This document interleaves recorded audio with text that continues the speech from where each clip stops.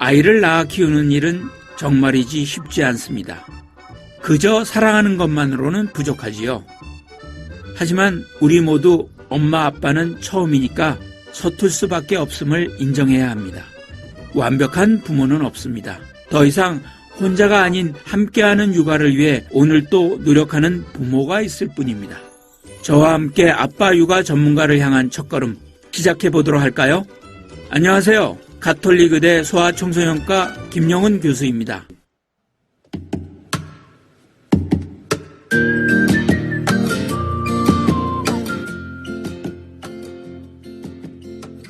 아빠 육아 9번째 시간.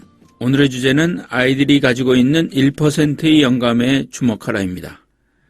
레오나르도 다빈치의 불후의 명작인 최후의 만찬에는 예수가 12명의 제자들과 함께 편안하게 시간을 보내는 장면이 묘사되어 있습니다. 그런데 처음 그림에서는 예수가 찬란한 성배를 높이 들고 있는 모습이었다고 합니다. 그림을 완성한 레오나르도 다빈치가 친구에게 자신의 역작을 보여주자 친구는 정말 명작이네, 감동적이야 하고 칭찬을 하면서 예수가 들고 있는 잔이 너무 고귀하고 아름답게 보이네 하고 덧붙였습니다. 이 말을 들은 다빈치는 집에 돌아오자마자 곧바로 그림을 고쳤습니다. 화려한 성배를 평범한 포도주 잔으로 바꾸어 다시 그린 것이죠. 그리고 처음 그림을 알고 있던 친구에게 이렇게 말했다고 합니다. 이 그림에서 가장 중요한 것은 예수님인데 예수님보다 포도주잔에 더 관심을 가질까봐 다시 그렸지. 이 에피소드는 진정으로 가치 있는 것이 무엇인지를 아는 것이 얼마나 중요한지 알려줍니다. 사고력에도 같은 오해가 있습니다. 사고력을 단지 사고의 기능이거나 생각의 도구라고 여기는 것입니다. 그래서 아이들에게 사고력을 가르치기 위해 관찰에 익숙해지기, 정보를 분석하는 습관 들이기, 정보의 가치를 이해하고 비교하기 등을 훈련시키곤 하죠. 그러나 이런 훈련 프로그램에는 자신이 꿈꾸는 것을 성취하고자 하는 뜨거운 열정이나 이 세계에 대한 진지한 호기심과 관심, 사람들과 관계에 대한 애정과 친절함, 지속적인 변화와 창조에 대한 갈망 등은 존재하지 않습니다. 에디슨은 천재는 1%의 영감과 99%의 노력으로 이루어진다고 했는데 사고력 훈련 프로그램에는 노력은 있으나 1%의 영감은 부족합니다. 여기서 사고력을 이끄는 것은 관심이나 호기심, 신기함, 궁금함과 같은 것입니다. 이것이 바로 영감이죠. 즉 사고력이 세계와 만나려면 영감이 있어야 한다는 것입니다. 요즘 아빠들은 아이를 친구처럼 대하고 가족에 대한 관심도 많아 아이들의 생활에 일일이 개입하는 일이 많습니다. 이 때문에 아이들은 스스로 생활하는 자율성이나 주도성이 부족합니다. 더구나 부모들은 아이를 안전하게 보호하기 위해 아이가 용기와 경쟁을 통해 얻을 수 있는 실수와 위험마저도 경험하지 못하게 만듭니다. 하지만 아이들은 끊임없이 움직이며 변화를 추구합니다. 또한 새로운 것, 신기한 것에 열려 있죠. 이처럼 아이들은 스스로가 꾸미며 새로운 시대이자 성취의 주도자들인 만큼 아빠는 아이들이 가지고 있는 1%의 영감에 주목해야 합니다. 그렇다면 아이의 영감을 키우는 방법에는 어떤 것이 있을까요? 첫 번째, 새로운 것을 즐겁게 접할 수 있어야 합니다.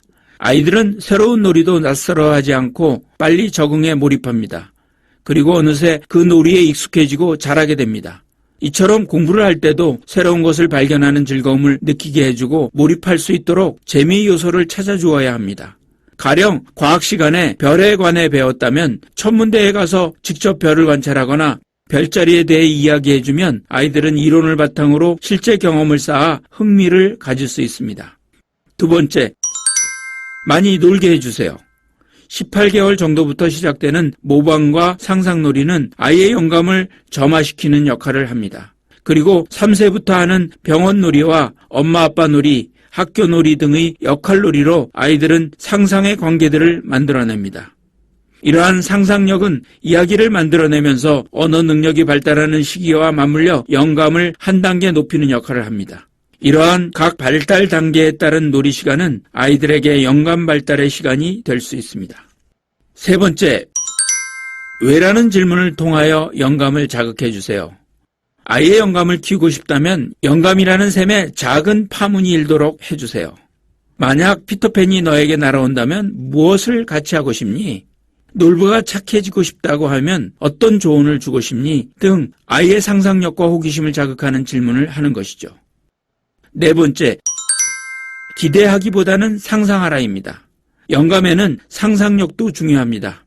초콜릿 먹는 모습을 상상하는 실험에서 초콜릿을 씹고 삼키는 상상을 한 아이가 초콜릿이 그릇에 담긴 상상을 했던 아이보다 초콜릿을 1.6배 덜 먹었다고 합니다.